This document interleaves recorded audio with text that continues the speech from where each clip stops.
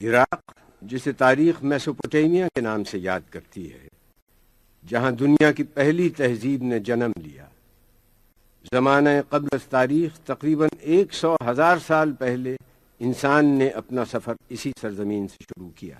تحریر سب سے پہلے عراق میں سومیرین نے لکھنی شروع کی۔ دنیا کا پہلا اسکول عراق میں بنا، اصول قوانین قانون اور سیاسی ادارے یہیں بنے۔ بابل و نینوا کی تاریخ بھی عراق کی تاریخ ہے۔ جغرافیائی طور پر عراق 3 بر اعظموں افریقہ، ایشیا اور یورپ کے بیچ میں ایک پل ہے۔ عراق کا مجموعی رقبہ 4,38,446 اسکوائر کلومیٹر ہے۔ اس کے 18 صوبے ہیں۔ بغداد اس کا پایہ تخت ہے، جسے بغداد الرشید بھی کہتے ہیں۔ بغداد کی تعمیر ابو جعفر المنصور کے زمانے میں ہوئی۔ بغداد سائنس اور علوم و فنون کا بہت بڑا مرکز رہا ہے۔ مسجد الاعظم بغداد کی ایک اہم اور تاریخی مساجد میں سے ایک ہے، اور اسے مسجد امام ابو حنیفہ بھی کہتے ہیں۔ آپ کی وفات 150 ہجری میں ہوئی۔ آپ کا مقبرہ بھی اسی مسجد میں موجود ہے۔ آپ امام جعفر صادق کے شاگرد تھے۔ الرصفہ کے مقام پر مسجد گیلانی ہے۔ یہ جگہ باب الشیخ کے نام سے مشہور ہے۔ یہاں الشیخ عبد القادر گیلانی کا مزار ہے۔ آپ 470 ہجری میں ایران میں کیسپین سی کے جنوب میں صوبہ گیلان میں پیدا ہوئے۔ آپ کا شجر نسب امام حسن سے ملتا ہے۔ شیخ معروف الکرخی کی مسجد بھی بغداد کی قدیمی مسجد ہے۔ معروف الکرخی کا مزار بھی یہیں ہے۔ آپ کی وفات 200 ہجری میں ہوئی۔ آپ امام رضا کے صحابی تھے۔ یہ مسجد براسا ہے، جو بغداد کی ایک قدیم مسجد ہے، اور یہاں حضرت قمبر کا مقبرہ ہے، جو حضرت علی کے وفادار صحابی تھے۔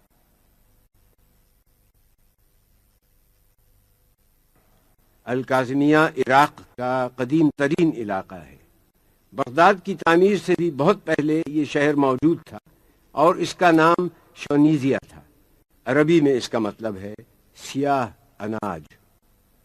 امام موسیٰ کاظم کی شہادت 183 ہجری میں ہوئی تو آپ کو اسی جگہ پر دفن کیا گیا۔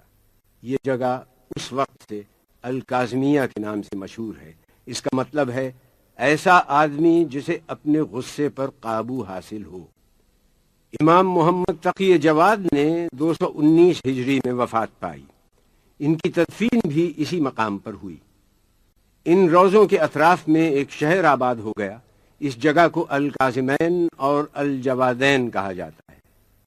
صحن میں داخل ہوتے ہی ان مقامات کا تقدس زائرین کو ایسے ہیجان اور فرط عقیدت سے دوچار کرتا ہے جسے الفاظ میں بیان کرنا مشکل ہے۔ سونے اور چاندی کی منقش ٹائلوں پر قرآنی آیات کندہ ہیں۔ امام موسیٰ بن جعفر کو امام الکاظم بھی کہا جاتا ہے۔ آپ کے جد رسول خدا تھے۔ رستے میں سنی جب خبر مسلم ہانی، منہ ڈھانپ کے رویا اسد اللہ کا جانی۔ صدمے سے مسافر کو لہو ہو گیا پانی، فرماتے تھے افسوس برادر کی جوانی، آج ان پہ جو گزری وہ ہمارے لیے کل ہے، مسلم کی شہادت ہمیں پیغام اجل ہے۔ اس کے بعد منزل زبالہ بطن عقیق سے ہوتے ہوئے جب سرات کی منزل پر پہنچے تو آپ نے محرم کا چاند دیکھا۔ ذو حسن کی منزل پر حر کا لشکر آپ کے راستے میں مزاحم ہوا۔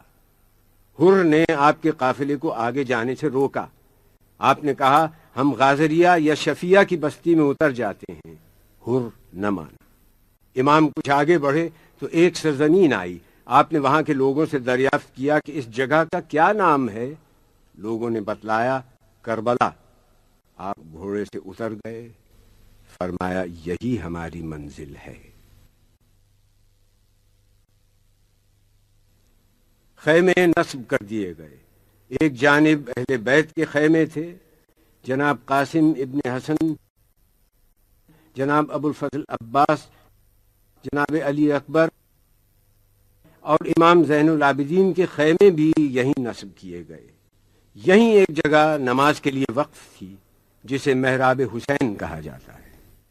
دریائے فرات رضوانیہ کے مقام سے نکلتا ہے۔ اس کی ایک نہر مسیب سے ہوتی ہندیہ کے مقام سے گزرتی ہلہ کے قریب سے ہوتی ہوئی القفل کے مقام تک چلی جاتی ہے۔